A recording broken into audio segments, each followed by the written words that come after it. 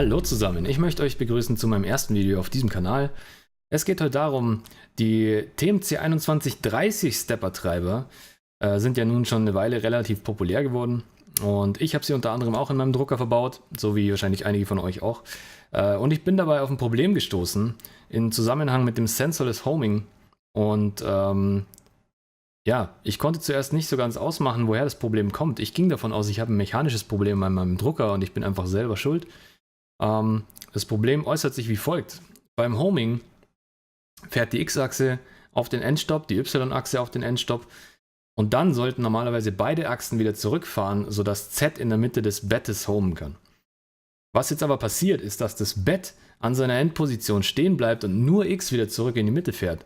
Und somit, in meinem Fall, es sogar so weit kommt, weil der Sensor vorne links montiert ist, der für das Z-Homing eben da ist, dass der am Bett vorbei ins Nichts fährt und sozusagen mein Hotend voll in mein Bett reingeschraubt wird. Was natürlich extrem schlecht ist. Deswegen habe ich geschaut, was man dagegen tun kann. Ich habe auf YouTube nichts finden können, niemanden, der dieses Problem erwähnt, niemanden, der irgendeinen Bugfix dafür hat. Ich habe gegoogelt. In irgendeinem Forum habe ich dann tief drin jemanden tatsächlich gefunden, der von diesem Problem berichtet, in Englisch. Und es gab sogar jemanden, der darunter einen Bugfix gepostet hat, den ich dann ausprobiert habe. Und das hat tatsächlich geholfen. Deswegen möchte ich euch das gerne heute zeigen, wie das funktioniert, was es damit auf sich hat und wie man es ganz einfach beheben kann. Es ist nämlich wirklich kein Hexenwerk, man muss es nur wissen. So, dazu zeige ich euch erstmal, wie das Problem aussieht.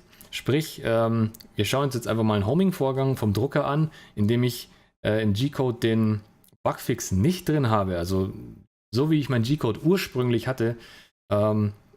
Das Problem tritt jedes Mal dann auf, wenn man den Drucker einschaltet und einfach einen Druck startet. Das Ding heizt auf und fängt dann das Homen an. Wenn man bereits irgendwas mit dem Drucker gemacht hat und dann nochmal eben ein Homing macht, tritt das Problem nicht auf.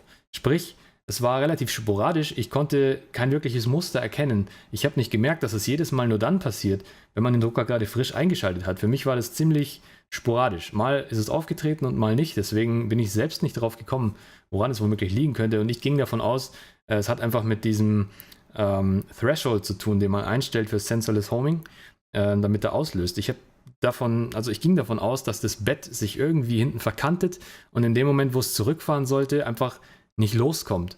Und es ist aber eben nicht der Fall. Ich habe gar kein mechanisches Problem, sondern es ist schlicht und ergreifend ein Bug. Sprich, so sieht das Ganze aus, wenn es passiert.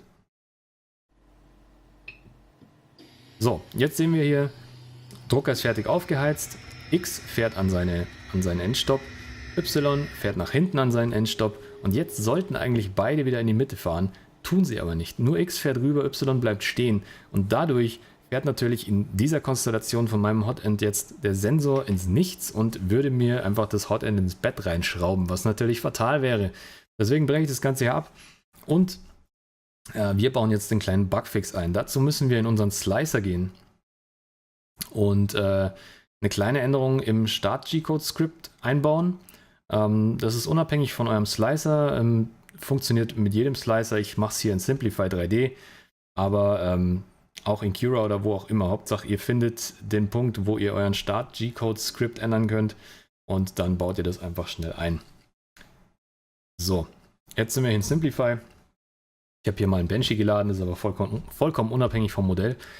Ich gehe in irgendeine von meinen Prozessen rein. Wir müssen in den Abteil Skripte und dann hier bei Startskript sind wir schon richtig. Was jetzt normalerweise hier drin stehen würde, wäre eben einfach nur ein G28, damit er einfach das Home auf All macht, also auf X, Y und Z. Dann haben wir das Problem. Was wir einbauen müssen ist, wir führen den G28 erstmal nur für die X- und die Y-Achse durch, sprich G28X0Y0 und danach kommt der entsprechende Part, der das Problem behebt.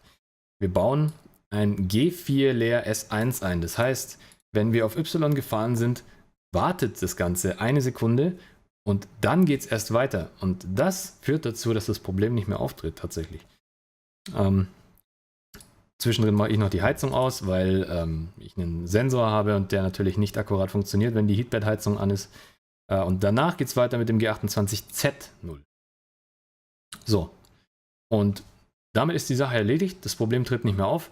Wir jagen jetzt 1:1 den gleichen G-Code, den ich gerade hatte, nur mit diesem Bugfix nochmal in den Drucker und schauen uns an, wie das Ganze dann ausschaut.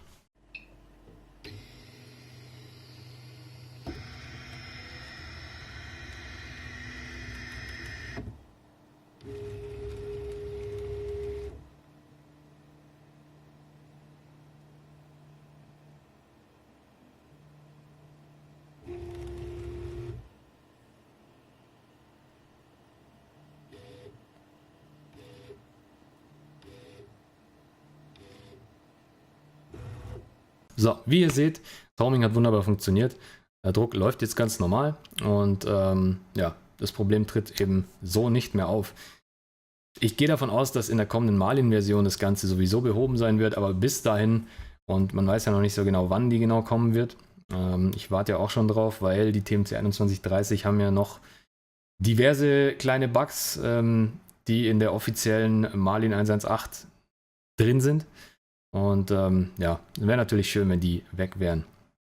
Von daher, bis der Zeitpunkt kommt, kann man sich auf jeden Fall behelfen mit diesem kleinen Bugfix. Ich hoffe, ich konnte euch helfen.